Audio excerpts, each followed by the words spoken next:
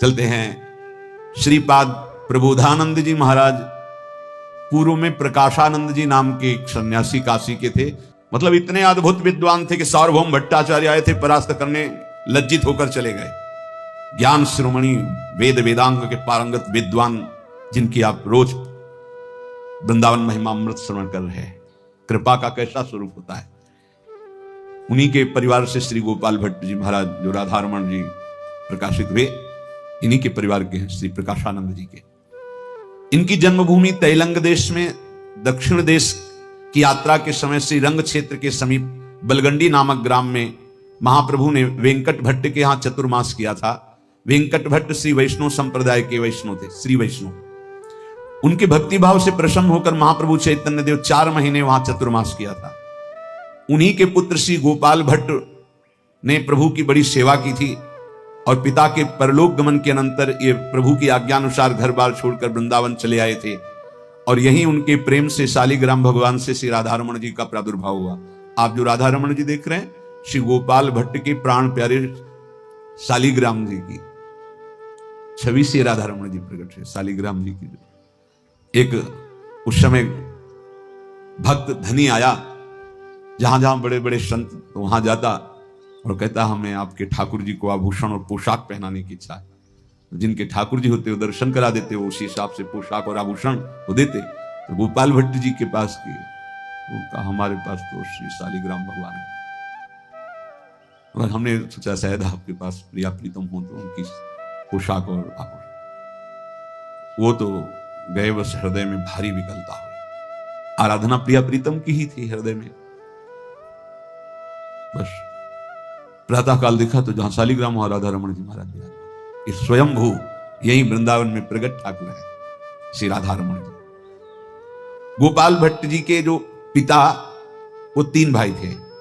सबसे बड़े श्री वेंकट भट्ट, जिनके श्री गोपाल भट्ट जी पुत्र थे। मध्यम त्रिमल्ल भट्ट, और छोटे थे ये श्रीपाद प्रकाशानंद जी महाराज। ये श्री गोपाल भट्ट के चाचा, बड़े पिता के छोटे भाई को चाचा कहते हैं।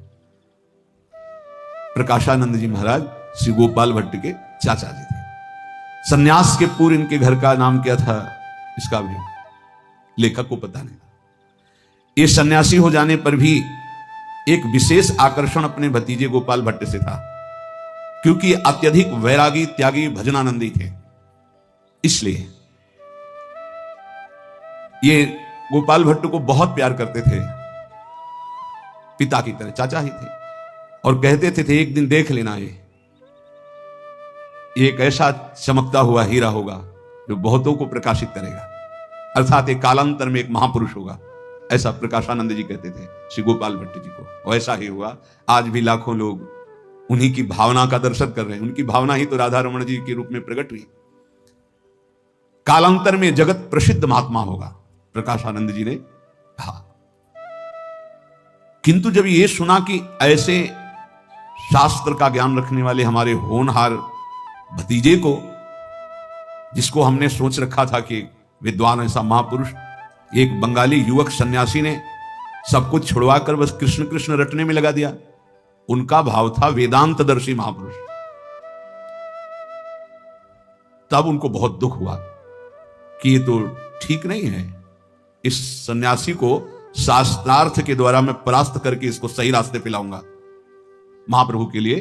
तो कृष्ण कृष्ण कृष्ण नाच रहे, गा रहे, अरे वेदांत पद्मासन लगाकर ध्यान वेदांत को, अपने स्वरूप का। बड़ा उनको दुख हुआ कि कभी ऐसा अवसर मिले कि हम और वो आमने सामने हो, तब उनको परिचय हो। हमारे भतीजे को कृष्ण कृष्ण में लगा दिया। अब वो तो अद्भुत सन्यासी, देखो आर्मी वाला चाहेगा हमारा लड़का आर्मी में ही जाए, नहीं? ऐसे ही प्राय जो जहां होता है। अब उनका भाई का पुत्र है तो सोचते हैं कि सन्यासी ही बने, वेदांतदर्शी बने। और हा कृष्ण हा प्राणनाथ आंसू बहाना प्रकाशानंद जी को बर्दाश्त नहीं हुआ। अब जब कोई जगन्नाथपुरी जाता या कहीं से कोई आता हो, हर बार जो आता हो यही बताता है, एक सन्यासी हैं श्री श्री चैतन्य महाप्रभु, श्री कृष्ण चैतन्य महाप्रभु। क्या अद्भुत प्रेम, क्या इनकी आग लग जाती। क्या है ये सब? ईर्ष्या कंचन तजना सहज है, सहज तिया का ने, और मान बड़ाई ईर्ष्या दुर्लभ तजनाए। डाह, ईर्ष्या। पर बड़े महापुरुषों से अगर ईर्ष्या भी हो जाए ना तो कल्याण ही हो जाता है। कैसे भी जुड़ जाए मन, कैसे भी, उनका चिंतन तो बना ना। देखो मारने गई थी पूतना विष लगा के, जो यशोदा मैया को गति वही भगवान ने पूतना को गति दी। जैसे भगवान कृपालु, ऐसे आचार्य कृपालु, ऐसे प्रेमी महाभागवत कृपालु। अब ये इतने ज्ञानी होकर भी खुली निंदा करने लगे। यही होती चूक। समझ नहीं पा रहे कि हम कहां से, ये तो कृपा हुई कि महाप्रभु ने संभाल लिया उनको गिरते हुए से, नहीं बहुत बुरी तरह गिर जाते। अब आश्चर्य है कि इतने बड़े ज्ञानी होने पर भी ये कमी कैसे रह जाती है। यही पूज्यपाद उड़िया बाबा के वचन प्रमाणित होते हैं कि आत्मज्ञान होना हो सकता है, लेकिन आत्मरति होना बड़ी दुर्लभ बात है। जैसे हम जग गए और स्वप्न कोई बड़ा सुहावना चल रहा तो आप जगने के बाद भी उसी स्वप्न के चिंतन में डूब गए ना। यद्यपि जगे हुए हैं, ऐसे ही श्रीपाद जगे हुए हैं, पर आ गए ईर्ष्या द्वेष। ये जगा हुआ पुरुष भी स्वप्न के चिंतन में लग गया। आत्मरति कहीं ना कहीं यहां चूक है। आत्मरति सब अपनी आत्मा, किसकी निंदा, चूक हो गई। पर ऐसी जगह चूक हुई कि जहां चूक भी गुण बन गया। स्वाभाविक उनकी वृत्ति में ईर्ष्या पैदा हो गई और वो जब कहीं तो बस महाप्रभु की निंदा करने लग गए। इतना द्वेष भाव की हृदय को व्याकुल कर दिया कि एक बार सामने पड़े श्री कृष्ण चैतन्य देव, मैं शास्त्रार्थ के द्वारा उनको परास्त करूं। अब ये जहां कोई सन्यासी आता, 4 सन्यासी बैठते तो बस शुरू हो जाते। सुना है वो नाम, वो श्री श्री कृष्ण चैतन्य देव जी हैं। वो कड़वे शब्द मुंह से निकालते। उस दिन से तो बहुत ही आग लग गई थी जिस दिन से सुना था कि गोपाल भट्ट जी महाप्रभु की शरण में हुए और कृष्ण नाम कीर्तन, तो उनका हमारे भतीजे को बहका ले गए। हम वेदांती बनाना चाहते थे और वो सार्वभौम भट्टाचार्य जैसे परम विद्वान को परास्त करने वाला, बस यही समझ रहे थे कि जैसे सार्वभौम भट्टाचार्य ऐसे महाप्रभु जब सामने आएंगे तो उनको भी परास्त कर देंगे। जब उन्होंने सुना कि वो युवक सन्यासी हमारी काशी में ही आ गए हैं, तब तो उनका हृदय एकदम, कहीं भी हो काशी में एक बार तो मुलाकात जरूर करेंगे और इनसे वाग युद्ध करेंगे। किंतु भेंट कैसे हो, अब ये इतने बड़े हैं कि वहां जा नहीं सकते। ये बड़ी समस्या होती है। मिलना चाहे भी तो ये बड़प्पन नहीं मिलने देता। प्रकाशानंद जी काशी के प्रतिष्ठित सन्यासियों में बड़े सम्माननीय मठाधारी सन्यासी थे, जिनके बहुत से शिष्य थे। अब वो किसी से मिलने जाए, ऐसा कैसे हो सकता है? क्योंकि ये वयोवृद्ध थे, विद्यावृद्ध थे, प्रसिद्ध थे, प्रतिष्ठित थे, आत्मज्ञानी थे, और महाप्रभु युवक, नई अवस्था, और उनकी दृष्टि में कोई वेदांत के भारी विद्वान नहीं, उनकी दृष्टि में प्रकाशानंद जी की। अब वो विचार करते थे कि हमारा और चैतन्य देव का शास्त्रार्थ कैसे हो, क्या संयोग बने। तो एक दिन जो बिंदु माधव के समीप मठ है, वहीं रहते थे तपन मिश्र जी। और महाप्रभु, तपन मिश्र महाप्रभु से बड़ा भाव रखते थे, तो अपने घर तपन मिश्र प्रकाशानंद जी के यहां भी जाते थे, क्योंकि काशी में रहते थे तो प्रतिष्ठित संत थे, उनके पास जाते थे और महाप्रभु से भी जुड़े हुए थे। और महाप्रभु वहीं जाके, महाप्रभु का स्वभाव बड़ा संकोची था। ये जैसे जैसे आप नाम जप करेंगे आपका हृदय पवित्र होगा, प्रेम का थोड़ा भी स्फुरण होगा, इतना हृदय द्रवित हो जाता है कि किसी को एक शब्द भी ऐसा लग जाए कि उसको चोट पहुंचेगी क्या, तो हाय हाय मच जाता है। ये प्रार्थना कर दो, ऐसे उनको कष्ट ना हो, ऐसा हृदय बड़ा, फिर तो प्रेमा अवतार है, बहुत संकोची और ऐसी विनम्रता कि बड़ों के सामने तो बोलना ही नहीं आता था महाप्रभु। बहुत दैन्य, बहुत। तपन मिश्र ने एक दिन कहा कि प्रभु, कभी प्रकाशानंद जी से महाप्रभु के प्रेम को और महिमा को जानते थे तपन मिश्र। उन्होंने कहा वो तो अभिमान के कारण आएंगे नहीं, मन में सोचा कहीं महाप्रभु को तैयार कर ले। तो महाप्रभु ने कहा देखो आप जानते हो वो हम वहां जाएंगे कुछ न कुछ वो वाद विवाद करेंगे, इसलिए वैसे तो उनके चरणों में जाके हमें प्रणाम करना चाहिए वयोवृद्ध सन्यासी, पर वो वाद विवाद करेंगे, ऐसा ठीक नहीं है। तपन मिश्र के अंदर की बात अंदर रहेगी। महाराज कोई उपाय नहीं करवा पाए दोनों महापुरुषों के मिलने का। महाप्रभु 10-12 दिन वहां रुके, फिर वृंदावन चले आए। वृंदावन में लौटकर प्रभु फिर काशी गए और 2 महीने तक रहे। ऐसे साधारण बन के रहते, कोई जान ही नहीं पाता कि महाप्रभु चैतन्य देव का ऐसा। ना वो बाहर निकलते, ना भिक्षा के लिए जाते, ना किसी के समुदाय में सभा में जाते, केवल गंगा स्नान, विश्वनाथ जी के दर्शन और चंद्रशेखर, जो एक चंद्रशेखर नाम के भक्त थे उनके, और तपन मिश्र के यहां भिक्षा। बस एकांत कमरे में नाम संकीर्तन चुपचाप करते हुए, कोई तो जान ही नहीं पाया। गंगा स्नान, विश्वनाथ जी के दर्शन। तो 2-4 काशी के जनअंतरंग थे जो जानते थे महाप्रभु को, अन्यथा कोई जानता नहीं था। जैसे वृंदावन में है हजारों वैष्णव हैं, ऐसे काशी में जिधर देखो लाला ही लाला आपको दिखाई देंगे, सन्यासी ही सन्यासी, नगर का नगर सन्यासी पूरा है। अब हजारों तो केवल मुमुक्ष भवन में होंगे सन्यासी, बहुत बड़ा बहुत बड़ा। जब प्रकाशानंद जी को तपन मिश्र ने बताया कि महाप्रभु चैतन्य देव यहां काशी में ही रह रहे, तो उनका बड़ा अजीब स्वभाव है। इतने नवीन सन्यासी हो के मुझे वृद्ध सन्यासी के दर्शन करने नहीं आ रहे, काशी में पूरा हमारा यश फैला हुआ है, तो कैसे? क्या हमारे मठ में आने में उनका तो उनका नहीं ऐसा बात नहीं है, पर स्वभाव ही है उनका एकांत प्रिय। मुझे तो समझ में नहीं आया जब हम होता है ना। अच्छा ये क्या होता है? इसमें आंतरिक प्रियता होती है, ये वैज्ञानिक विषय है। विज्ञान का मतलब होता है अनुभव। ये जब हम किसी से आंतरिक प्यार करते हैं और उसे प्रकट नहीं कर पाते हैं, तो वो द्वेष के रूप में, राग ही द्वेष के रूप में, कहीं ना कहीं महत्व बुद्धि है आंतरिक महाप्रभु चैतन्य देव के चरणों में। पर इतना बड़ा पद और सैकड़ों सन्यासी शिष्य, तो पर अंतर से कोई एक ऐसा आकर्षण है जो बदल करके द्वेष रूप में हो रहा है। ये द्वेष की स्वयं सत्ता नहीं होती है, राग से ही उत्पन्न होता है। एक महाराष्ट्री जो ब्राह्मण थे, चैतन्य महाप्रभु के चरणों में बहुत प्रेम करते थे। प्रकाशानंद जी के मठ में भी वो जाते थे और बड़ी सेवा द्रव्य की वो प्रकाशानंद जी की करते थे। अब मठों में तो बहुत खर्चे होते हैं। जहां 4 सन्यासी आते तहां अपनी तरफ से चर्चा छेड़ देते प्रकाशानंद जी चैतन्य महाप्रभु की, और फिर जो विष उगलते, बहुत ही कठोर निंदा सूचक शब्दों का प्रयोग करते।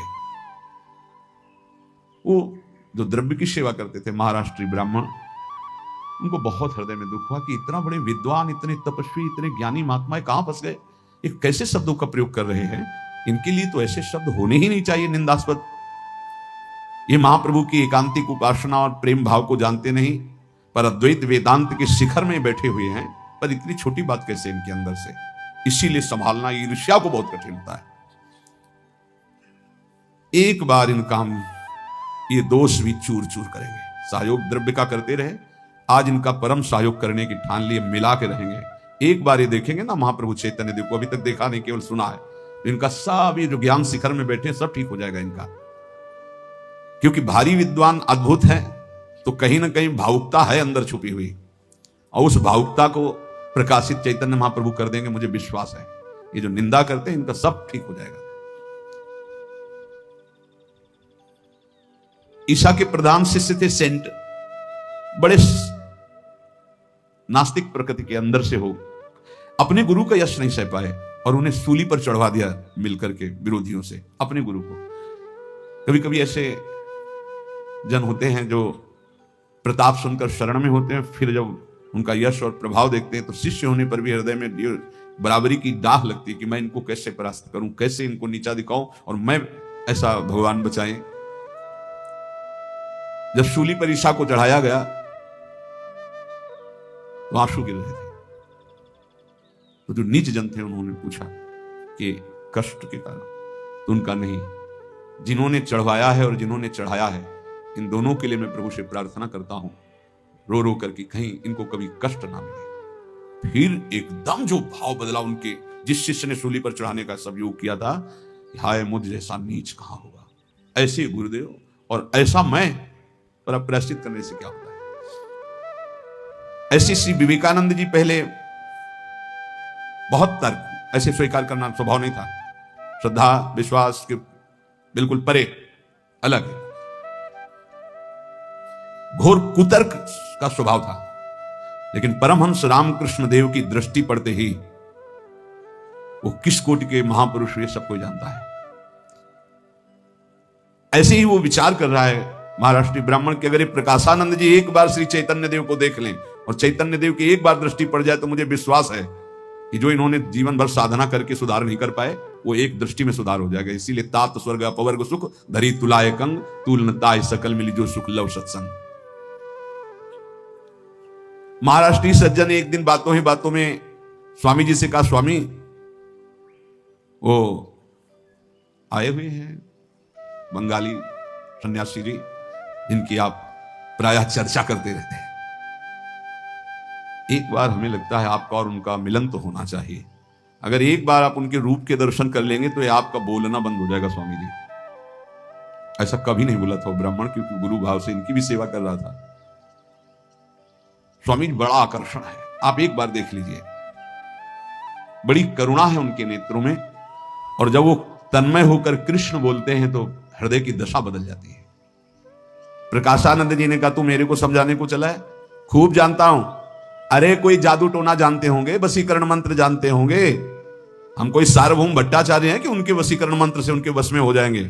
अरे यहां दाल नहीं गलती, हम लोग कट्टर वेदांती हैं। विश्वनाथ जी की पुरी में उनकी भक्ति को कोई भी स्वीकार करने वाला नहीं है। समझ लिया, नाचना गाना यही सब कुछ है। ये भावुक लोगों के लिए होगा, हम वेदांतियों के लिए नहीं।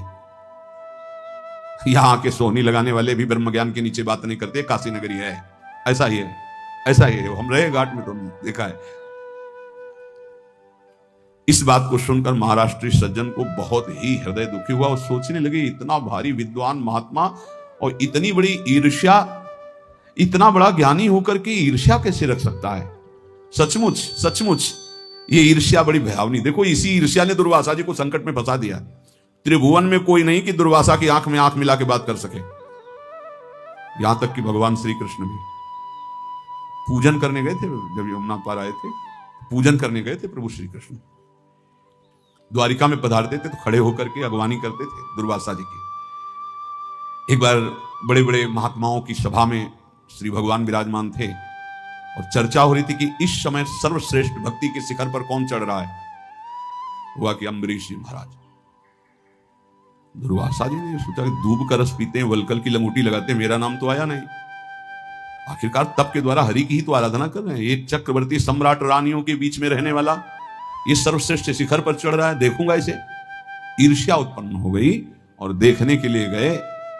पूरा चरित्र है, आप देखें। सुदर्शन चक्र जी ने इनको जो दौड़ाया, तीनों लोकों में दौड़ते रहे, कहीं शांति नहीं मिली। अंत में अम्बरीश जी के चरणों में आके गिरना पड़ा, चरणों में आके। ये ईर्ष्या पता नहीं भगवान की कैसी विचित्र बना हुई है कि बड़े बड़े तपस्वी ज्ञानियों में हो जाती है। बड़े बड़े ज्ञानियों, बड़े विचित्र, मतलब इसकी इतनी गुरु शिष्य में हो जाती है, इतने पावन संबंध में हो जाती है। अगर भगवत प्राप्त का स्वरूप नहीं है तो दोनों में से एक के हो जाएगी ईर्ष्या। अगर शिष्य की बढ़ोतरी हो रही है और गुरु भगवत प्राप्त नहीं है तो ईर्ष्या हो जाएगी। अगर गुरु भगवत प्राप्त है तो शिष्य के प्रति उसका ममत्व होगा।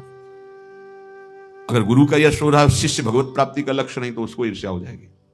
जैसे एक प्रसंग में आता है कि गुरुदेव वर्णन कर रहे थे प्रभु श्री हरि की रूप माधुरी का। बोले भगवान के कपोल, ओष्ठ, ऐसे कुछ वर्णन था। कैसे? अरुण वर्ण के हैं, तो जैसे बंदर का पृष्ठभाग, बंदर का पीछे का हिस्सा नहीं होता लाल एकदम ऐसे पृष्ठभाग। बहुत व्यथा हुई। श्री रामानुजाचार्य जी थे जो शिष्य थे, बहुत व्यथा हुई उनका। गुरुदेव गुरुदेव ऐसा नहीं। और संस्कृत से उपमा दी। आप कहा कि बंदर के पृष्ठभाग से भगवान श्री हरि की आधा, तो तुम ही बोलो ना। तो उन्होंने श्लोक, इतने सब शिष्यों के बीच में गुरु की बात, जबकि उन्होंने बड़े बिना, वो एकदम भाव में थे, उनका गुरुदेव नहीं, ऐसी उपमा नहीं दी जा सकती। हरि के और बंदर के पृष्ठभाग कैसी, ऐसा वो मतलब विकल होकर के ऐसा, वो ऐसा प्रसंग आता है कि जहर, और वो तो भगवत स्वरूप ऐसा है। नागरीदास जी शिष्य, एक दिन कथा हो रही थी बड़ा रासमंडल में श्रीमद् भागवत की, महत्जन गान कर रहे थे। उस समय धेनुकासुर का प्रसंग चल रहा था, जिसमें भगवान श्री कृष्णचंद्र जो दाहिने हाथ से पैर पकड़कर धेनुकासुर को कैथ के वृक्ष में पटकते हैं, हजारों कैथ के वृक्ष टूटते हैं और फिर उसका पूरा परिवार आता है, फिर उसके उद्धार करते हैं। तो जे ही वर्णन कर रहे थे कि भगवान श्री कृष्ण के हाथ में धेनुकासुर का पैर और भगवान उसे घुमा रहे, मूर्छित हो गए नागरीदास जी। अब कथा में अचानक मूर्छित हो गए, और बहुत अच्छी मान्यता सब संत समाज में पूज्य श्री नागरीदास जी की थी। तो सब उधर देखने लगे, तो कथा में भंग हो गया ना एकाग्रता। काफी देर बाद उनको चेतना जल आदि डालकर चेतना, वो खोए हुए बार बार अश्रु चल रहे हैं, बार बार खोए हुए। तो उनका क्या बात थी, ऐसा क्यों किया? उनका किया नहीं, ऐसा हो गया। क्या हो गया? कुछ नहीं, ऐसा हो गया। बोले हमारी शपथ, गुरु मानते हो तो सत्य हो। बोले प्रभु जब आप कह रहे थे कि धेनुकासुर श्री लालजू के हाथ में उसका पैर है, उस समय हमारा चिंतन हितजू की कृपा से चल रहा था। वो प्यारी जू के चिबुक को ऐसे कह, वे मृदु चिबुक प्रलोई प्रबोधत तू भामिनी करशों कर टारत। उसी कर कमल से वो लाडली जी को चिबुक को प्रलो रहे हो, आप कह रहे हो वो धेनुकासुर के पैर को। इतने कोमल श्री लाल जो महाराज जो प्यारी जो के चिबुक को प्रलो रहे, वो धेनुकासुर। फिर जो विरोध हुआ नागरीदास जी का कि वृंदावन छोड़कर बरसाने वास किए। तो ऐसी कई लीलाएं होती हैं कि जिनमें उपासक को सहन करना पड़ता है। तो जो महाराष्ट्री ब्राह्मण थे वो श्रद्धा रखते थे इधर, तो उनको अब सहन करते करते हाथ हो चुकी थी। महाप्रभु चैतन्य देव के विषय की ये बात, वो जहां कटु बोलते तो उनके मन में आप कुछ भी हो, प्राणों की बाजी लगाकर दोनों महापुरुषों को एक बार मिलाएंगे। और श्रीपाद प्रकाशानंद जी का जो ये स्वभाव, ये बात समझ में नहीं आती। सच्ची कहते हैं बिना गुरु कृपा के नहीं निकलती। ये मान प्रतिष्ठा ईर्ष्या द्वेष बहुत सूक्ष्म है, बहुत सूक्ष्म है, और ये बहुत भयावने हैं, बहुत ही गंदे हैं, बड़ा भारी अपराध करा देते। सच्ची आपसे कहते हैं, मतलब साधना में कोई कमी नहीं, बहुत अच्छे साधक, बहुत अच्छे ज्ञानी, बहुत अच्छे महात्मा, लेकिन ये ईर्ष्या द्वेष नष्ट कर देता है। आप सोचो, आप इतने बड़ों में तो फिर और, लेकिन जिसने अपने अहम को प्रभु के चरणों में समर्पित करके नाम जब शुरू किया तो ये सब नष्ट हो जाते हैं, पक्का नष्ट हो जाते हैं। इसलिए चाहे जितना ज्ञान हो जाए, लेकिन नाम जप नहीं छोड़ना चाहिए। हरिशरणम हरिशरणम सनकादि, बहुत सुलझी हुई हम जो पूरे जीवन की संतों की शास्त्रों की बात हम आपको कह रहे हैं। नाम जप अगर चलता रहा तो बाजी जीत जाओगे नहीं। ऐसे ऐसे दोष हैं कि बहुत ऊंचाई से पटक देते हैं। देखो ब्रह्मा जी ने ब्रह्म स्तुति में कहा है कि प्रभु हमने बड़े बड़े साधनों को करने वालों को ऊपर जाके नीचे गिरते हुए देखा है। गिरते, ब्रह्मा जी तो सब देख रहे हैं ना। तो प्रभु मुझे और कोई साधन पक्ष ज्ञान वगैरह नहीं, मुझे तो आपके चरणों की रति चाहिए। श्री कृष्ण चंद्र जी से कह रहे हैं। अब उन ब्राह्मण के हृदय में आया कि अपनी प्रतिष्ठा अपनी प्रशंसा का भोग कर रहे हैं, इसीलिए महाप्रभु की निंदा कर रहे हैं। जो अपने में गुणाभिमान हो जाता है तो दूसरे की निंदा करने में बहुत अच्छा लगता है, फिर दूसरे के गुण अच्छे नहीं लगते। लोक ऐषणा कितनी प्रबल होती है, ये देख करके गए महाप्रभु चैतन्य देव के चरणों में बैठे और कहा प्रभु एक बार इच्छा है कि आप मठ चलो ना, दर्शन हो जाएंगे, संत समागम है। महाप्रभु ने फिर कहा कि वहां वाद विवाद की संभावना है। तो कहा हम आपसे बता नहीं, वो आपके लिए क्या बोल रहे थे। वो कहते थे उनकी भक्ति को काशी में कोई 2 कौड़ी का नहीं पूछेगा, 2 कौड़ी में नहीं पूछेगा। तो महाप्रभु ने कहा हम तो सन्यासी, हमें कौड़ी से क्या करना है, हमें कौड़ी की मुफ्त लेगा कोई, हम मुफ्त देंगे।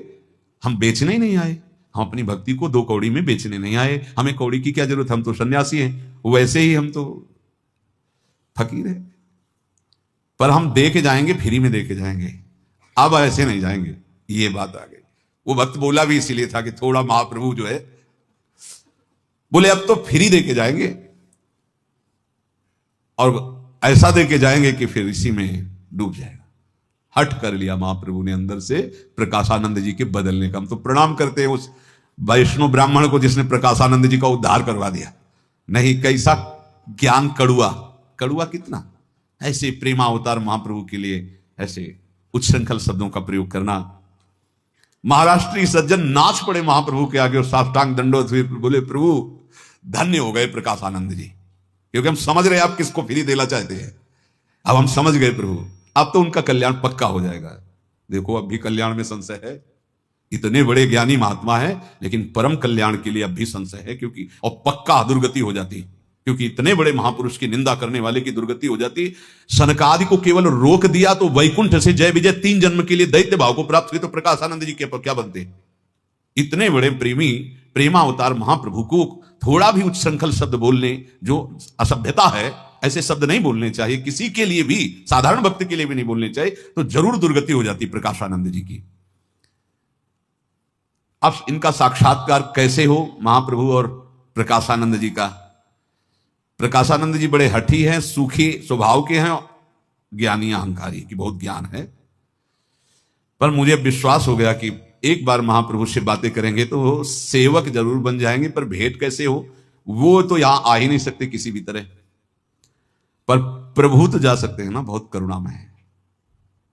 अब वो बड़े चिंता में डूबे हुए थे, तो तपन मिश्र ने कहा, और चंद्रशेखर जी 3 4 5 ऐसे थे जो काशी में परिचय महाप्रभु, उन्होंने कहा कि आप चिंतित किस बात के लिए अंदर अंदर हैं, तो बताइए अपनी बात की।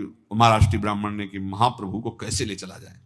तपन मिश्र ने कहा एक बात है, एकांतिक बात है, महाप्रभु के सामने से लग, तुम समस्त सन्यासियों का निमंत्रण करो मठ में, द्रव्य से तो तुम धनी हो ही, करते रहते हो, और प्रभु का निमंत्रण भी यहां तुम ही करो आके, कि वहां प्रकाशानंद जी के यहां सब संतों की संगोष्ठी हो, फिर भोग प्रसाद है, तो आप कृपा करके पधारो, फिर हम लोग सब प्रार्थना करेंगे, पक्का महाप्रभु चल देंगे, वो हम लोगों की विनय की अवहेलना नहीं करेंगे, अवश्य चले जाए। ये सुनकर महाराष्ट्रीय सज्जन बहुत प्रसन्न हुए, कहा बिल्कुल तैयार है, जो भी जैसे भी, वो सब महाप्रभु का ही है, ये कौन सी बड़ी बात है, आप महाप्रभु को लिवा चलने का जुम्मा लीजिए, शेष हम ले रहे हैं। तपन मिश्र ने कहा हमारा बल लिवा चलने का मतलब है कि जब हम उनके पैर पकड़ लेंगे तो वो चलेंगे ही चलेंगे, पक्का चलेंगे, तुम इस बात से निश्चिंत रहो। वो सज्जन बहुत अधिक धनी थे, तो हजारों रुपए उस समय बहुत कीमत, खूब खर्चा करके सब व्यवस्था की, और सब काशी के जितने भी मठों में संत महात्मा, सबको बड़े बड़े जो अध्यक्ष महंत जन थे, सबको निमंत्रण दिया। और विरक्त सन्यासी मठाधीश महंत जन वो अपने अपने शिष्यों के साथ सब एकत्रित थे। बड़े बड़े गद्दे बिछे थे, सब तकिया लगे हुए थे, बड़ा सुंदर प्रबंध किया हुआ था, बड़े बड़े महंत आकर तकियों के सहारे बैठे हुए थे। बहुत से बड़े प्रवीण वेदांत निष्ठा वाले प्रकाशानंद जी के शिष्य, वेदांत विषयक चर्चाएं हो रही थी, कोई शंकर भाष्य का, कोई निर्विशेष ब्रह्म का, बड़ा पांडित्य पूर्वक वार्ताएं हो रही थी सभा में। प्रकाशानंद जी सभा के बीच में सिंहासन पर बैठे हुए थे, मानो मूर्तिमान सरस्वती ही दंड धारण करके बैठी हुए, ऐसे थे ज्ञानी। पर आश्चर्य है भाई, इतनी ऊंची ज्ञान की वृत्ति में भी ऐसे महापुरुषों की निंदा करने की बात इनके मन में, तो यही बात बहुत, तभी है अतिशय प्रबल देव तो माया, तभी भगवान कहते मामे प्रपद्यन्ते माया में ताम तरन्ति। दंड लिए हुए दूर से ऐसा लगता है मूर्तिमान ब्रह्मा जी बैठे, तेजस्वी, वयोवृद्ध, ज्ञान संपन्न, सब आसपास सन्यासी जन, विद्वान जन। महाराष्ट्रीय सज्जन महाप्रभु के पास गए, पहले तो चर्चा की थी केवल, अब जाकर प्रभु अब आपको पधारना ही है, सब आपकी प्रतीक्षा कर रहे हैं, श्री प्रकाशानंद जी भी और सब। महाप्रभु ने कहा भैया हम इन महापुरुषों के बीच में जाने हैं, मैं वहां क्या करूंगा, मैं इस योग्य नहीं हूं, बस तुम्हारा मन है तो भिक्षा में यही दे दो, थोड़ा हम पा लेते हैं, हमें एकांत रहने दो। फिर और सब पहले से तो प्लानिंग हो चुकी थी, तो और सब जो वैष्णव जन थे चरण पकड़ लिए, और वो महाराष्ट्रीय सज्जन रो पड़े, प्रभु ये कोई साधारण संगोष्ठी नहीं हो रही, प्रभु मेरा सारा आयोजन केवल किसी विशेष उद्देश्य के लिए, प्रभु आप नहीं चलेंगे तो मेरा उद्देश्य पूर्ण नहीं होगा, आपको तो पधारना ही होगा, नहीं मेरा सब किया करा व्यर्थ हो जाएगा। प्रभु मुझ दीनहीन कंगाल पर कृपा करो, एक बार आप जरूर चलें, प्रभु आप जरूर चले, अब ना करें। वो रो पड़े। सभी भक्तों ने कहा प्रभु संत समागम की तो बात है, आप चल दीजिए ना। प्रभु ने कहा अच्छा जैसे श्री कृष्ण की इच्छा, चल दे।